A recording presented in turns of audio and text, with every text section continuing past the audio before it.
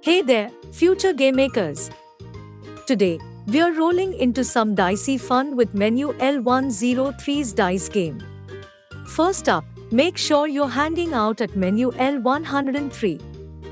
If you're not sure how to get there, go watch our How to Navigate the Menu video. It'll show you the way. Alright, ready to roll?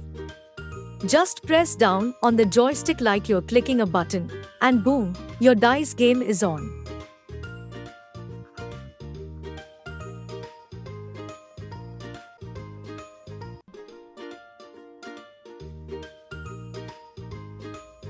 Wanna roll the dice?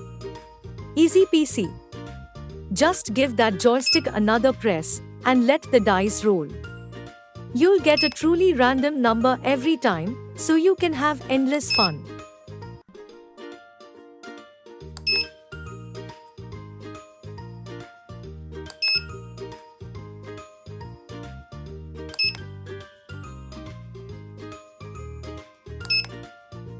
Done rolling?